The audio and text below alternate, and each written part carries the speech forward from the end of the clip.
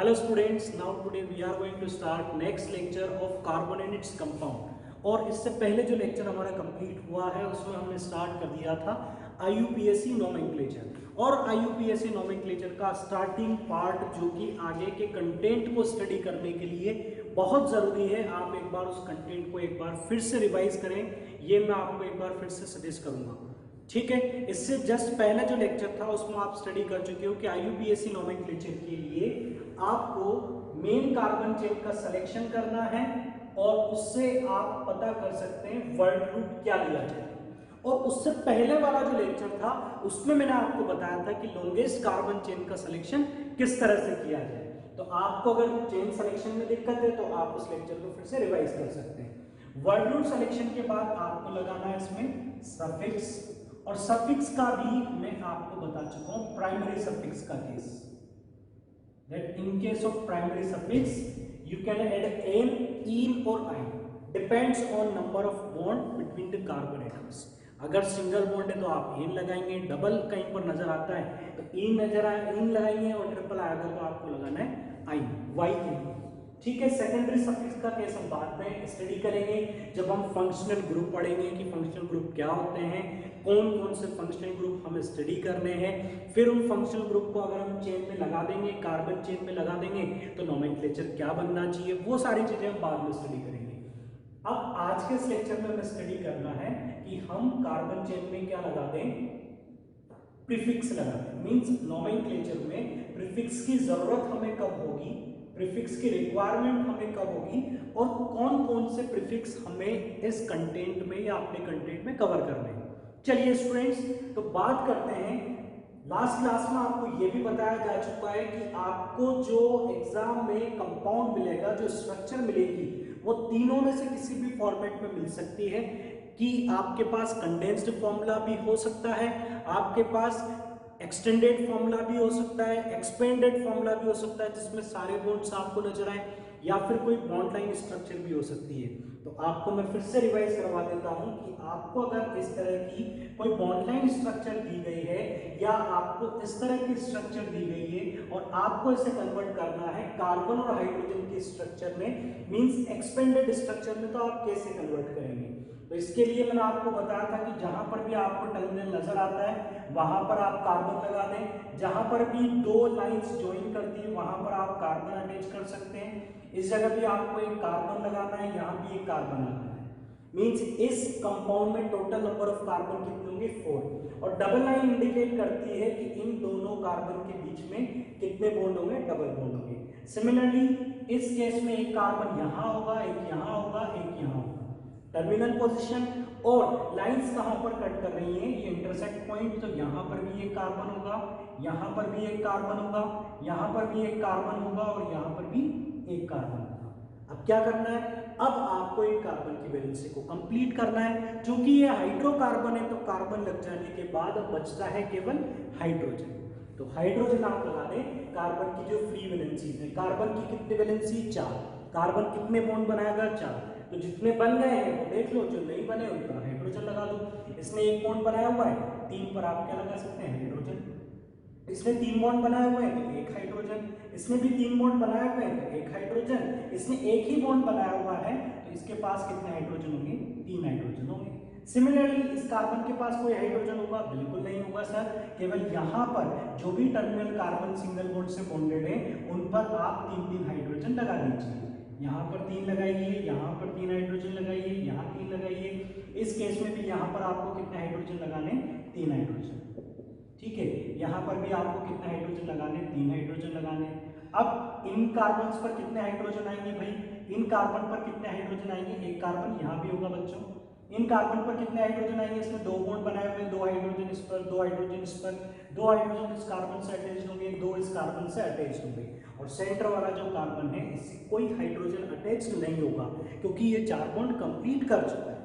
ठीक है, तो ये एक पार्ट था जो आपको अच्छे से आना चाहिए ताकि आप आगे नोमेनक्लेचर की प्रैक्टिस अच्छे से कर सकें।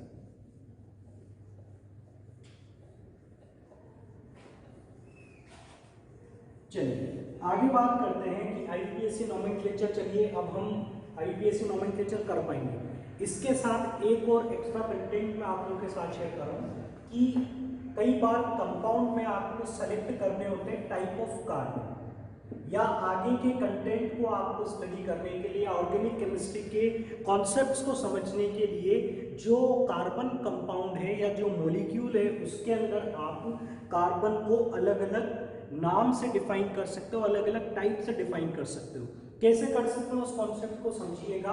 हमारे पास डिफरेंट टाइप के कार्बन एक ही कंपाउंड में प्रेजेंट हो सकते हैं। इनमें एक केस पॉसिबल है प्राइमरी कार्बन, सेकेंड हो सकता है secondary carbon, tertiary carbon, next one is quaternary carbon. और इन्हें क्या बोला जा सकता है? प्राइमरी कार्बन को 1 डिग्री कार्बन भी बोला जा सकता है, ये 2 डिग्री भी हो सकता है, it is a 3 degree carbon, और it may be 4 degree carbon. चलिए, अब आपके माइंड में डाउट होगा कि प्राइमरी कार्बन कौन सा है, ये तो बताइए। प्राइमरी, सेकेंडरी, टर्शियरी और क्वाटरनरी किसे बोलेंगे? 1 डिग्री कार्बन कौन सा होगा, 2 डिग्री कौन सा होगा, 3 डिग्री कौन सा होगा? तो देखो, कार्बन का ये जो टाइप है वो डिपेंड करेगा उस कंपाउंड की स्ट्रक्चर पर। कार्बन का ये जो टाइप है डिपेंड करेगा कंपाउंड के स्ट्रक्चर पर। तो एक कॉमन स्ट्रक्चर मैं आपको बताऊंगा जिसमें मैं आपको सारे टाइप क्लियर कर दूंगा कि प्राइमरी कार्बन कौन सा होगा, सेकेंडरी कौन सा होगा, टर्शियरी कौन सा होगा, 4 डिग्री कौन सा होगा। तो इसके लिए हम इस स्ट्रक्चर को लेते हैं।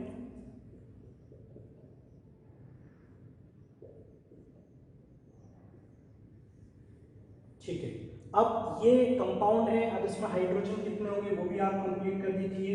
इसने एक बॉन्ड बनाया हुआ है, 3 हाइड्रोजन होंगे। इसने एक बॉन्ड बनाया हुआ है, इसके पास 3 हाइड्रोजन होंगे, इसके पास भी 3 हाइड्रोजन होंगे। इसने सिंगल बॉन्ड बनाया हुआ है, 3 हाइड्रोजन होंगे, इसके पास कितने हाइड्रोजन होंगे? 3। इसने 2 बॉन्ड बनाए हुए हैं तो इसके पास होंगे 2 हाइड्रोजन। इसने 4 बॉन्ड बनाया हुआ है, कोई हाइड्रोजन नहीं लगाना। इसने 3 बॉन्ड बनाए हुए हैं, 1 हाइड्रोजन इस पर लगा देना है।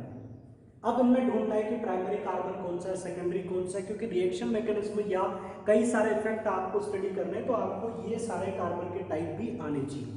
चलिए, तो प्राइमरी कार्बन को सबसे पहले मैं डिफाइन करता हूं। प्राइमरी कार्बन वो होगा जो एक ही कार्बन से अटैच्ड होगा, जो केवल एक कार्बन से बॉन्डेड होगा, उसे हम क्या बोलेंगे? Primary carbon. अब बाकी की डेफिनेशन तो आप ही बना लोगे कि सर आपने बोला कि प्राइमरी कार्बन एक कार्बन से बॉन्डेड होगा, तो सेकेंडरी कार्बन 2 कार्बन से बॉन्डेड होगा, टर्शियरी कार्बन 3 कार्बन से बॉन्डेड होगा, और 4 डिग्री कार्बन 4 कार्बन से बॉन्डेड होगा। तो अब आप इस स्ट्रक्चर में ढूंढ के बताओ कि प्राइमरी कार्बन किससे बोला जाए? जो एक कार्बन से बॉन्डेड है। आप देखिए सबसे पहले इस कार्बन को, ये कार्बन कितने कार्बन से बॉन्डेड है? ये कार्बन कितने कार्बन से बॉन्डेड है? इस कार्बन के 4 बॉन्ड हैं, जिसमें से 3 बॉन्ड तो हाइड्रोजन के साथ बंधे हुए हैं और 1 बॉन्ड केवल कार्बन से बॉन्डेड है। तो आसानी से आप इसका आंसर दे सकते हो कि ये वाला कार्बन कौन सा होगा? 1 डिग्री कार्बन, प्राइमरी कार्बन होगा। चलिए, अब इस कार्बन को देखते हैं कि ये प्राइमरी होगा या सेकेंडरी होगा या कोई दूसरा होगा। तो ये कार्बन कितने कार्बन से बॉन्डेड है? इस कार्बन के 4 बॉन्ड, जिनमें से 2 बॉन्ड हाइड्रोजन के साथ कंप्लीट हो गए, बाकी के 2 बॉन्ड 2 डिफरेंट कार्बन के साथ जुड़े हुए हैं। तो ये कितने कार्बन के साथ बॉन्डेड है बच्चों? 2 कार्बन के साथ बॉन्डेड है। तो इसे आप कौन सा कार्बन बोल सकते हैं? 2 डिग्री कार्बन होगा। तो ये कौन सा कार्बन होगा? 2 डिग्री कार्बन होगा। चलिए, इस कार्बन की बात करते हैं। अब आप मुझे आराम से बता देंगे कि ये कार्बन ऊपर एक कार्बन से कनेक्टेड है, इधर दूसरे कार्बन से कनेक्टेड है, इधर तीसरे कार्बन से कनेक्टेड है और इधर चौथे कार्बन से कनेक्टेड है। तो ये 4 कार्बन से बॉन्डेड है, तो फिर ये कौन सा कार्बन होगा? 4 डिग्री कार्बन। चलिए, 4 डिग्री भी हमें मिल गया, means 1 degree, 2 degree, 4 degree clear हो गया। अब एक 3 डिग्री भी मिल जाए तो हमें इसका भी एग्जांपल क्लियर हो जाएगा। तो इस कार्बन को आप देखो, ऊपर कार्बन से बॉन्डेड, दूसरा कार्बन, तीसरा कार्बन, तो मैं इसे 3 डिग्री कार्बन बोल सकता हूं। और ये एक ही कार्बन से बॉन्डेड है, इसलिए 1 डिग्री। टर्मिनल कार्बन जो होंगे वो कौन से होंगे? 1 डिग्री कार्बन ही होंगे। टर्मिनल कार्बन जो चेन को कंप्लीट कर रहे हैं या जिनके आगे चेन नहीं है, वो कौन से कार्बन होंगे? 1 डिग्री होंगे। ये सेल्फ अंडरस्टूड है। तो अब आप मुझे बता सकते हैं कि ये जो कंपाउंड हमने यहाँ पर देखा, इसमें नंबर ऑफ प्राइमरी कार्बन कितने हैं? 1 डिग्री कार्बन यहाँ पर आपके पास कितने? 1 2 3 4 and 5। 5 carbon are primary carbon. Secondary carbon means 2 degree carbon यहाँ पर कितने? 1। और 3 डिग्री कार्बन यहाँ पर कितना है? 1। 4 डिग्री कार्बन कितना आपके पास? 1। 2 डिग्री 3 डिग्री 4 डिग्री 1 कार्बन है, बाकी के सारे कार्बन कैसे हैं, प्राइमरी कार्बन। क्लियर? तो इनकी डेफिनेशन की कोई जरूरत नहीं है, आप बता सकते हैं कि प्राइमरी कार्बन जो होगा which is bonded only with single carbon atom. Similarly ये bonded with two different carbon atoms, and in this case bonded with 3 different carbon atoms. तो यहां पर क्या होगा, 4 अलग अलग कार्बन एटम से अगर वो बॉन्डेड होगा तो उसे आप क्या बोल सकते हैं, 4 डिग्री कार्बन। चलिए, ये था टाइप ऑफ कार्बन। अब इसी बेसिस पर एक और टाइप हम स्टडी करेंगे, वो टाइप होगा हाइड्रोजन का। तो उस कंटेंट को आप नोट करें और उसके बाद हम बात करते हैं टाइप ऑफ हाइड्रोजन की। सिमिलर कॉन्सेप्ट है, सेम कॉन्सेप्ट है, डेफिनेशन और एग्जांपल आप देखेंगे तो आपको बहुत आसान लगेगा, बिल्कुल भी कॉम्प्लिकेटेड नहीं है। नेक्स्ट है type of hydrogen. Type of hydrogen, same condition, hydrogen भी आपके पास प्राइमरी हाइड्रोजन हो सकते हैं, सेकेंडरी हो सकते हैं और टर्शियरी हो सकते हैं। मींस 1 डिग्री हो सकता है, 2 डिग्री हो सकता है, 3 डिग्री हो सकता है। तब तक आप लोग अपना दिमाग लगाइए कि सर ने इसमें 4 डिग्री क्यों काउंट नहीं किया। आप लोग सोचिए कि इसमें 4 डिग्री क्यों नहीं होगा।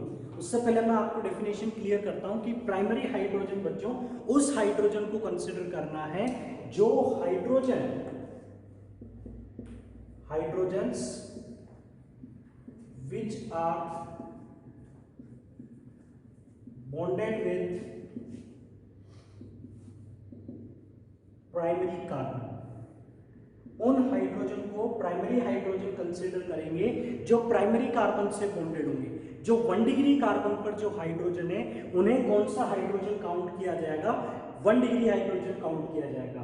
तो यहां पर आप देखिए ये 3 हाइड्रोजन और ये 3 हाइड्रोजन, ये 3 हाइड्रोजन, ये वाले हाइड्रोजन, ये वाले हाइड्रोजन कौन से कार्बन के साथ अटैच्ड है, कौन से कार्बन के साथ बॉन्डेड है, 1 डिग्री कार्बन के साथ। तो जो हाइड्रोजन 1 डिग्री कार्बन के साथ बॉन्डेड होंगे उन हाइड्रोजन को क्या बोला जाएगा, प्राइमरी हाइड्रोजन या 1 डिग्री हाइड्रोजन। 2 डिग्री हाइड्रोजन किसे बोला जाएगा, जो 2 डिग्री कार्बन से अटैच्ड होंगे। 3 डिग्री हाइड्रोजन उन्हें बोला जाएगा जो 3 डिग्री कार्बन से अटैच्ड होंगे। तो टर्शियरी हाइड्रोजन कौन सा होगा, ये वाला, और सेकेंडरी हाइड्रोजन कौन सा होगा आपके पास, ये दोनों।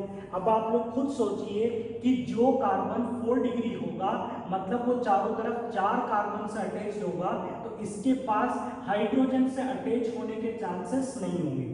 मींस इसके पास कोई हाइड्रोजन होगा ही नहीं। तो जिससे आप 4 डिग्री कार्बन बोल रहे हैं उसके पास कोई ऐसी वैलेंसी फ्री नहीं है जिससे वो हाइड्रोजन से अटैच्ड हो, क्योंकि चारों वैलेंसी 4 कार्बन के साथ कंप्लीट हो गई। तो आपके पास केवल कितने केसेस बन पाएंगे, 1 डिग्री हाइड्रोजन, 2 डिग्री और 3 डिग्री। सिंपल से डेफिनेशन के साथ जो प्राइमरी कार्बन का हाइड्रोजन है वो प्राइमरी हाइड्रोजन, जो सेकेंडरी कार्बन का हाइड्रोजन है वो सेकेंडरी हाइड्रोजन, जो टर्शियरी कार्बन का हाइड्रोजन है वो 3 डिग्री हाइड्रोजन होगा।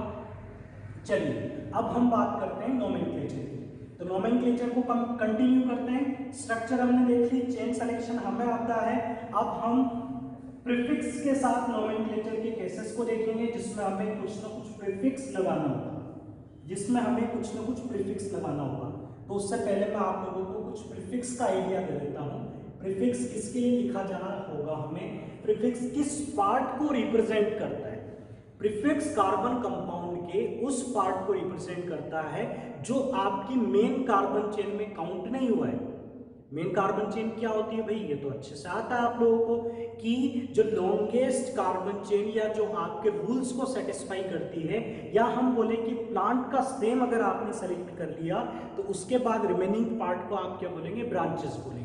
तो उसी तरह से किसी कार्बन कंपाउंड में आप कार्बन से बनी हुई एक चेन सेलेक्ट करने के बाद जो रिमेनिंग पार्ट होगा, जो साइड चेन्स होंगी, उनके लिए हमें क्या लिखना होगा, प्रीफिक्स लिखना होगा। अब साइड पार्ट में आपको 2 तरह की चीजें मिल सकती है। साइड पार्ट में आपको 2 तरह की चीजें मिल सकती है, 2 तरह के सब्स्टिट्यूएंट मिल सकते हैं। इनमें दो वेराइटी आपको मिल सकती है। एक आपको मिल सकता है कोई halogen group, fluorine, chlorine, bromine आपको मिल सकता है, आयोडीन आपको मिल सकता है, NO2 ग्रुप आपको मिल सकता है, या आपको मिल सकता है कोई एल्काइल ग्रुप।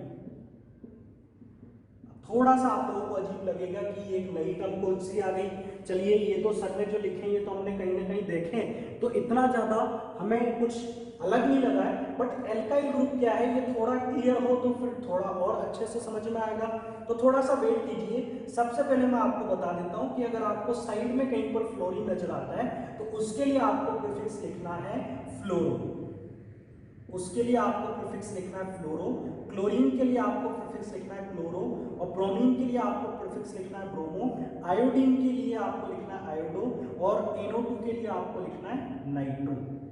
ठीक है, ये प्रीफिक्स है। अब ये आपको रटना ही पड़ेगा कि किसी भी हेलोजन के लिए क्या प्रीफिक्स लगाऊं, NO2 के लिए क्या प्रीफिक्स लगाऊं, NO2 और भी हो सकते हैं, बट अभी केवल इतने केसेस आपसे पूछे जाएंगे, यही इंपॉर्टेंट है। ठीक है, तो NO2 के लिए आपको क्या लिखना है, नाइट्रो लिखना है। कहां पर लिखना है भाई, प्रीफिक्स कहां लिखना होता है, वर्ड रूट से पहले। तो बिल्कुल सर बहुत आसान है, हम कर लेंगे। हम वर्ड रूट के बाद सफिक्स लगा देंगे बॉन्ड देखकर, और उससे पहले प्रीफिक्स लगा देंगे सब्स्टिट्यूएंट को देखकर। चलिए, अब आप थोड़ा सा एल्काइल ग्रुप भी बताते तो फिर पूरी तरह से क्लियर हो जाएगा। तो एल्काइल ग्रुप को आप थोड़ा इस तरह से समझना। मैं एक एल्केन का एग्जांपल लेता हूं। एल्केन को जानते हो ना, लास्ट क्लास में पढ़ा था, जो इस जनरल फॉर्मूला को फॉलो करते हैं, CnH2n+2। ठीक है, कौन कौन सी एल्केन आपने पढ़ी भाई, मीथेन पढ़ा आपने, इथेन पढ़ा, प्रोपेन स्टडी किया, ब्यूटेन स्टडी किया। एल्केन की क्या डेफिनेशन थी कि जिसके अंदर कार्बन कार्बन सिंगल बॉन्ड से बॉन्डेड होते हो। सारे कार्बन्स के बीच में आपको कौन सा बॉन्ड मिलेगा, सिंगल बॉन्ड मिलेगा। तो बच्चों, इस एल्केन में अगर मैं एक हाइड्रोजन की कमी ला दूं, इससे एक हाइड्रोजन अगर मैं निकाल दूं, तो इसके नाम में क्या चेंज आएगा, इसके नाम में जो सफिक्स आपने लिखा हुआ है एन, ये हट जाएगा। हाइड्रोजन हटने के साथ साथ आपको एन को हटाना पड़ेगा और उसकी जगह लिखना पड़ेगा YN। तो एल्केन से ये क्या बन जाएगा, एल्काइल बन जाएगा। बट अब आप सोचिए, हाइड्रोजन का क्या काम होता है हाइड्रोकार्बन में, हाइड्रोजन का क्या रोल है अब तक जो आपने स्टडी किया, कि कार्बन के जो फ्री बॉन्ड्स होते हैं उन्हें कौन कंप्लीट करता है, एक हाइड्रोजन एटम। अब आप खुद सोचो कि मैं अगर हाइड्रोजन को निकाल रहा हूं, इसका मतलब कार्बन का कोई ना कोई बॉन्ड फ्री हो जाएगा। इसका मतलब कार्बन का कोई ना कोई बॉन्ड फ्री हो जाएगा, तो उसे मैं इस तरह से रिप्रेजेंट कर दूं, और कार्बन तो उतने ही रहेंगे जितने पहले थे, पहले भी एन थे अभी भी एन रहेंगे। हाइड्रोजन पहले कितने थे, 2n+2। एक हाइड्रोजन आपने निकाल लिया तो ये क्या बन जाएगा, 2n+1। चलिए, एल्काइल ग्रुप क्या होता है ये क्लियर हो गया, इसका फॉर्मूला भी क्लियर हो गया। डाउट ये है कि एल्काइल ग्रुप कैसा नजर आएगा हमें, और उसका प्रीफिक्स हमें क्या लिखना है। एल्काइल कैसा नजर आएगा और उसका प्रीफिक्स कैसा लिखना है, इस चीज को समझिए। एल्काइल ग्रुप का मतलब है कि इनकम्प्लीट एल्केन, जिसमें हाइड्रोजन की कमी, ऐसी एल्केन। तो देखते हैं इसके एग्जाम्पल देखते हैं। ये एक एल्केन मैंने आपको दी जिसे आप बहुत अच्छे से जानते हैं, इसका नाम आपको बहुत अच्छा लगता है, मीथेन। मैंने बोला अगर ये एल्काइल होगा, अगर ये एल्काइल होगा तो ये प्रीफिक्स ये कहां पर होगा, सब्स्टिट्यूएंट में, और ये आपको कहां पर मिलेंगे, साइड चेन में मिलेंगे। ये आपको कहां पर मिलेंगे, साइड चेन में मिलेंगे। तो साइड चेन में इसको प्रेजेंट होने के लिए इसमें एक हाइड्रोजन कम होगा, तो ये किस फॉर्म में नजर आएगा आपको, ये नजर आएगा आपको एज अ CH3। का बॉन्ड कैसे कंप्लीट होगा, CH3 का एक बॉन्ड चेन से अटैच होने में कंप्लीट हो जाएगा। भैया आपने प्लांट का स्टेम तो सेलेक्ट कर लिया, लेकिन ब्रांचेस भी किसी भी तरह से स्टेम से तो कनेक्टेड है ना, तो ये साइड चेन का पार्ट है, बट चेन से कनेक्टेड होने के लिए इसका ये फ्री बॉन्ड जो है, जिसको आप एज अ हाइड्रोजन रिमूव कर रहे हो, मीन्स ऐसा फ्री बॉन्ड आप काउंट करके चल रहे हो, तो ये चेन के साथ जुड़ने में इसकी हेल्प करेगा। बट ये चेन में तो काउंट नहीं हुआ है, ये चेन में काउंट नहीं हुआ, ये साइड चेन है, तो इसका जो नोमेनक्लेचर है वो क्या होगा, मीथेन से आपके पास क्या बन जाएगा, मिथाइल। चलिए, थोड़ा थोड़ा क्लियर होने लगा है कि हमें ये समझ में आया एल्काइल ग्रुप क्या होता है, एल्केन और एल्काइल में क्या डिफरेंस है, और हमें एल्काइल का नाम कैसे लिखना है ये भी हमें क्लियर हुआ। तो पहले इसकी प्रैक्टिस करते हैं, फिर हम एक एग्जांपल के साथ देखेंगे जिसमें हमें एल्काइल नजर आएगा और चेन भी नजर आएगी और नोमेनक्लेचर भी करेंगे। ठीक है, तो दो कार्बन का केस लेते हैं, C2H6 जिसका नाम क्या होता है, इथेन। इसे मैं ऐसे भी लिख सकता हूं CH3 दो कार्बन की चेन। और अगर इसकी आप एल्काइल ग्रुप बनाते हैं तो अगर आप C2H6 से कर रहे हैं तो इसे C2H5 भी लिख सकता हूं, या फिर मैं इसे इस तरह से भी लिख सकता हूं CH3CH2। दोनों ही केसेस में इसका नाम क्या होगा, इथाइल होगा। ठीक है, मतलब दोनों से आपको जान पहचान रखनी है। सब बच्चों इसलिए बता रहा हूँ, कई बार इस फॉर्मेट में साइड चेन भी होती है, कई बार इस फॉर्मेट में भी होती है, तो आपको बिल्कुल भी घबराना नहीं है, बिल्कुल भी नहीं सोचना है, दोनों सेम चीज है। यहाँ पर मैंने दोनों कार्बन एक साथ काउंट कर लिए 2, दोनों हाइड्रोजन एक साथ काउंट कर लिए। अब अगर मैं केवल यही लिखकर आपको समझाऊंगा, आप क्वेश्चन में ये वाली देखेंगे तो फिर आप उस क्वेश्चन को अटेम्प्ट नहीं करेंगे, क्योंकि आप तो ये पढ़कर आए।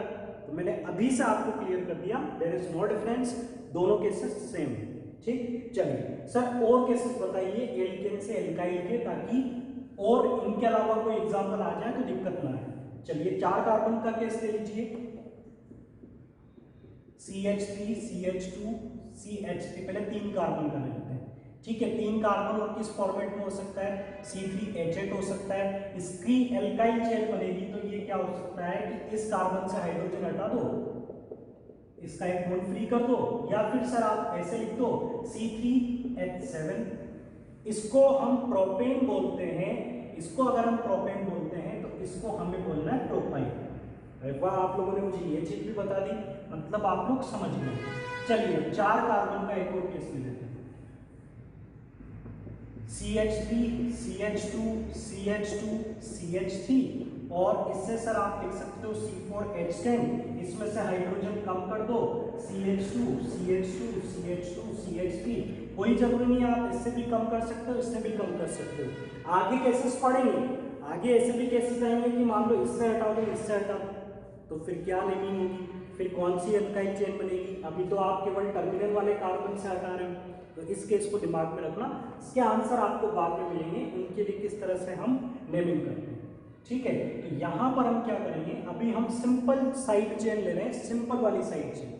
आप बाद में ऐसे भी कैसे स्टडी करेंगे कि साइड चेन में भी कोई ना कोई साइड चेन होगी, जैसे कि प्लांट का स्टेम है, ये इसकी ब्रांच है और ब्रांच में भी कोई ब्रांच निकली हुई है।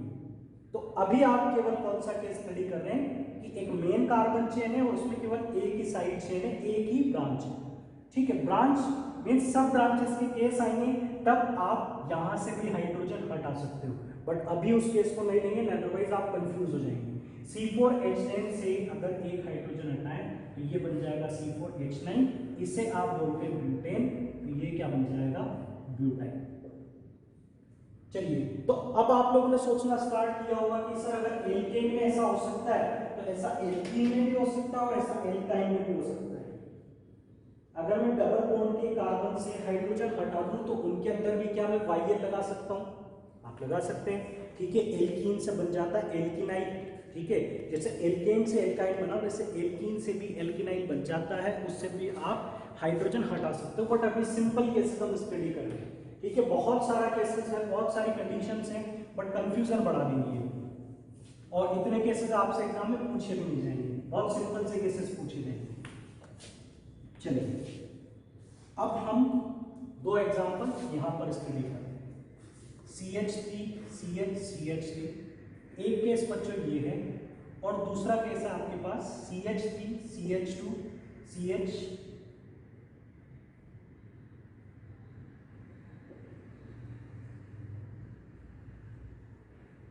ये दोनों केसेस है, हमें इन दोनों का नोमेनक्लेचर करना है और बड़े ध्यान से समझना। आप इस केस को समझ जाओगे तो फिर कॉम्प्लिकेटेड केस समझने में दिक्कत नहीं आएगी। इसीलिए मैं सारी चीजें स्टेप बाय स्टेप इंट्रोड्यूस कर रहा हूँ, पहले सिंपल से हम आगे बढ़ेंगे। चलिए, एल्काइल ग्रुप क्लियर हुआ। अब एल्काइल ग्रुप को हम अप्लाई भी कर चुके हैं और इसमें हमें नोमेनक्लेचर भी करना है। चलिए, सबसे पहले हम पता करते हैं कि इसमें साइड चेन है या नहीं है। तो सबसे पहले आप previous lecture main carbon chain का सिलेक्शन, कि अगर आप यहाँ से स्टार्ट कर रहे हो तो आपको लॉन्गेस्ट कार्बन चेन का सिलेक्शन करना है। तो आप यहाँ से यहाँ पर गए 2 कार्बन, यहाँ तक गए कितने कार्बन हो गए, 3 कार्बन। सर आप नीचे भी जा सकते थे, नीचे जाते तब भी बच्चा आपको एक ही कार्बन मिलता, आप सामने जा रहे हो तब भी एक ही मिलेगा। फिर से बता रहा हूँ, यहाँ से स्टार्ट किया, यहाँ तक गए। आप अगर इधर जाओगे तो 3 कार्बन। चलिए, हम इस रास्ते पर ना जाते हैं, हम जाते हैं इस रास्ते पर, तब भी कितने कार्बन मिलेंगे, 3। मतलब दोनों वेज बिल्कुल सेम, दोनों बिल्कुल सेम है, किसी पर भी आप जा सकते हो, आप ये भी चेन ले सकते हो, ये भी ले सकते हो। ऐसा कतई मत करना कि आप यहाँ से यहाँ चले गए, गलत बात। आप वापस यू टर्न ले लें, ये भी गलत बात। तो ये दो रास्ते तो आपको बिल्कुल भी सेलेक्ट नहीं करने, ठीक है। ये सेलेक्ट करने का मतलब तो है कि आपको IUPAC नहीं आती। चलिए, तो हम सिंपल सा केस ले लेंगे, जबरदस्ती नीचे में स्ट्रेट पाथ को ले लेते हैं, इस वाले लॉन्गेस्ट कार्बन चेन मिल गई जिसमें कितने कार्बन है, 3 कार्बन है। तो इसे हम ब्लॉक कर देते हैं कि ये पार्ट मैंने सेलेक्ट कर लिया।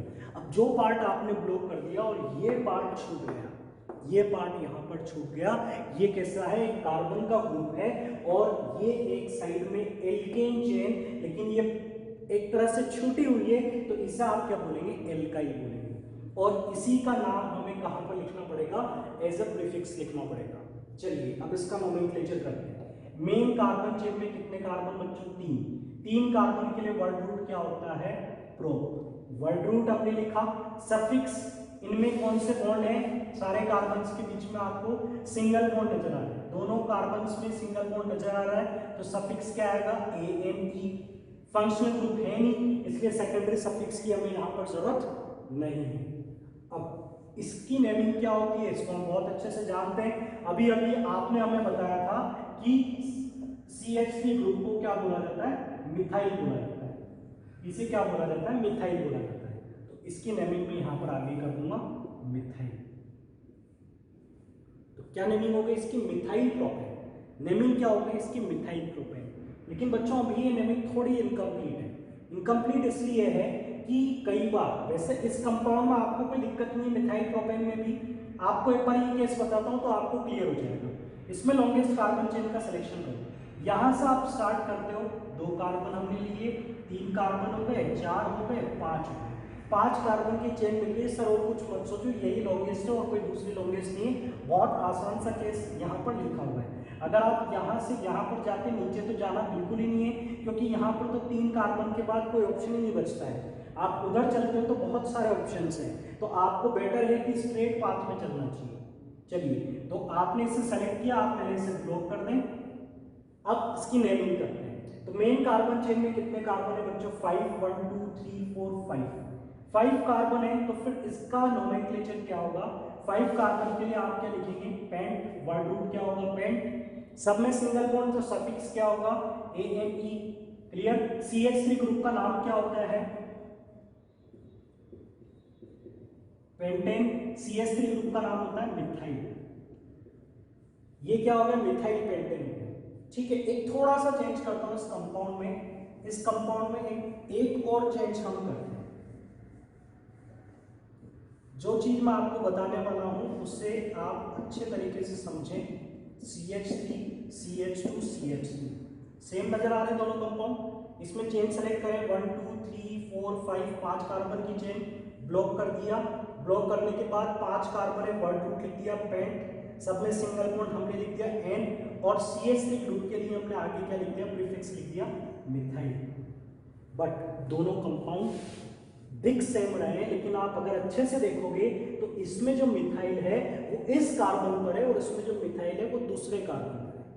इन दोनों केसेस में मिथाइल की पोजीशन अलग अलग कार्बन पर है। ध्यान से देखना बच्चों, ये कंपाउंड अलग प्रॉपर्टी शो करेगा, ये कंपाउंड अलग प्रॉपर्टी शो करेगा, ये अलग प्रॉपर्टी शो करेगा, ये अलग प्रॉपर्टी शो करेगा, क्योंकि इसमें साइड चेन की पोजीशन सेकंड कार्बन पर आती है और इसमें साइड चेन की पोजीशन थर्ड कार्बन पर आती है। मींस इसमें रूट यहां से डाइवर्ट हो रहा है और इसमें यहीं से डाइवर्ट हो रहा है। तो दोनों केसेस डिफरेंट हैं, बिल्कुल डिफरेंट है।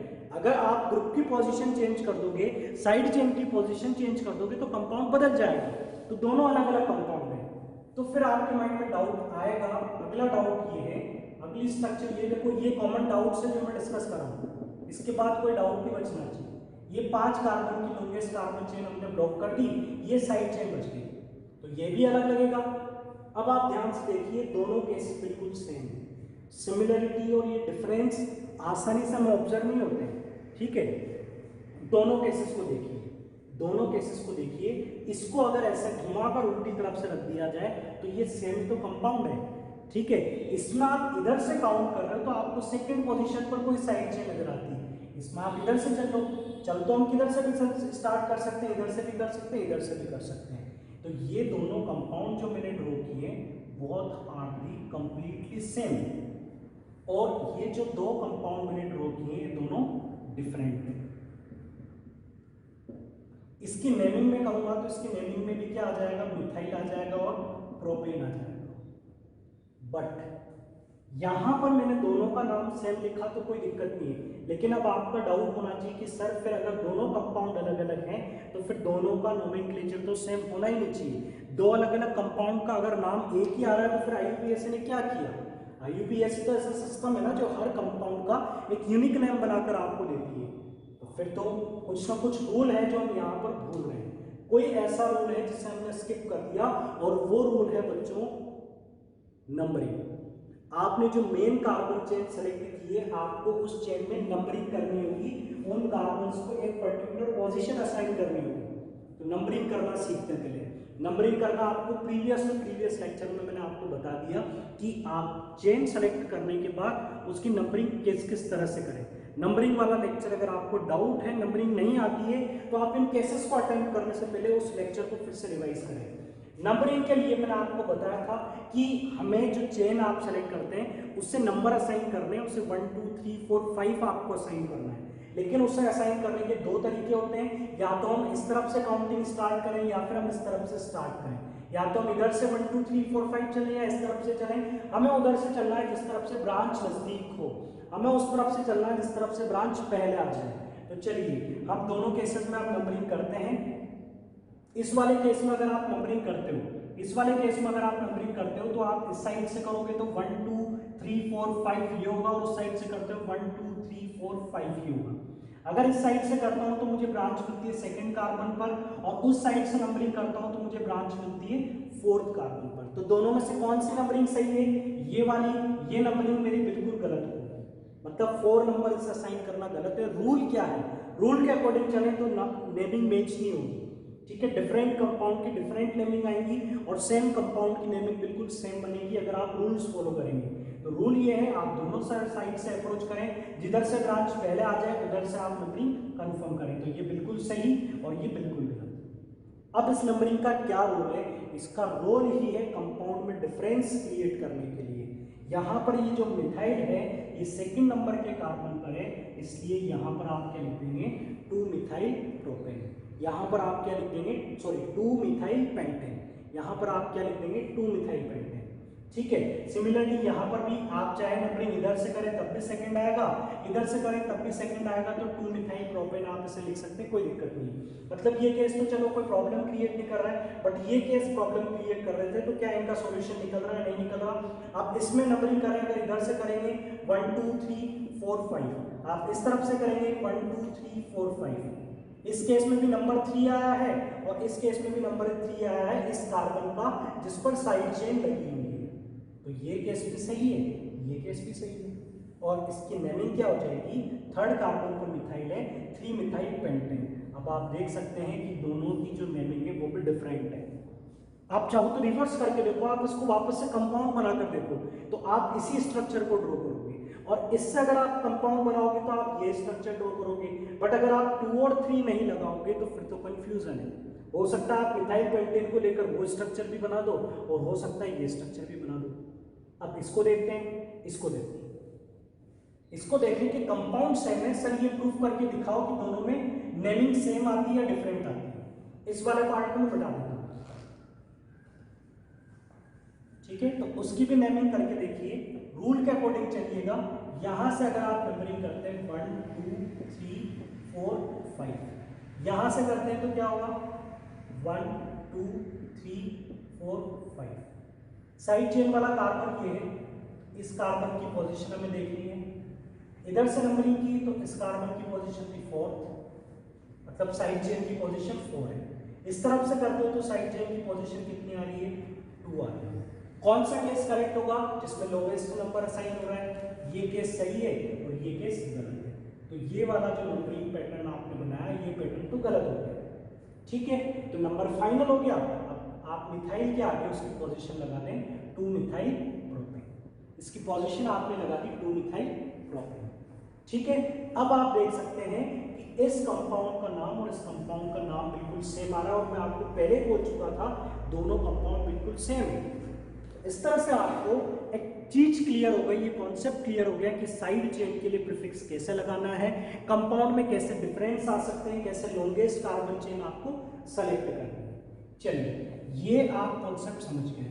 अब इसके बाद केस ऐसा भी हो सकता है कि सर उस केस में क्या करेंगे जब एक ही कंपाउंड में एक से ज्यादा साइड चेन आ जाए, एक ही कंपाउंड में एक से ज्यादा साइड चेन आ जाए। ये तो आपने सिंगल साइड चेन का केस किया, तो ये क्वेश्चन आप लोगों के लिए होमवर्क है। आप लोगों को इन क्वेश्चंस में थोड़ा दिमाग लगाना है ताकि नेक्स्ट लेक्चर में मैं इनका डिस्कशन करूंगा। CH2 CH3, यहां पर है CH2 CH3। नेक्स्ट केस होगा CH3 CH, CH2 CH3 और CH3। नेक्स्ट क्वेश्चन है CH3 CH,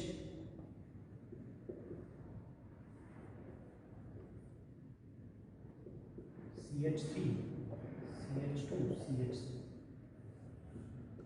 CH3 CH CH3।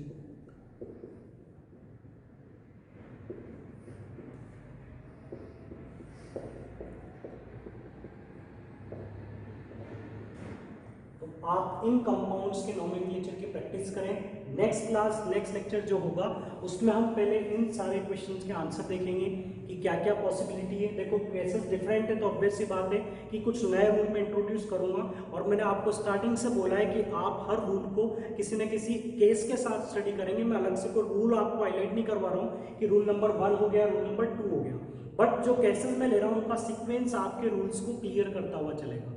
तो इन क्वेश्चन का जब डिस्कशन होगा नेक्स्ट लेक्चर में, तो उसमें आपको और कई नए रूल्स आपको स्टडी करने को मिलेंगे कि जब मोर देन 1 ब्रांचेस होंगी तो फिर हम नेमिंग किस तरह से करेंगे। देखो दो चीजें मैं आपको अच्छे से बता चुका हूँ, चेन सिलेक्शन और नंबरिंग। तो दो चीजें आप अच्छे से कर लेना सही से। चेन सारे केसेस में सही सेलेक्ट करनी है आपको, सारे केसेस में चेन का सिलेक्शन बिल्कुल करेक्ट करना है, वो आपका गलत नहीं निकलना चाहिए, और जो आप नंबर असाइन करेंगे वो गलत नहीं निकलना चाहिए। ठीक है, उसके अलावा जो नए रूल होंगे वो मैं आपको नेक्स्ट क्लास में बताऊंगा। Okay students, thank you very much for watching this lecture.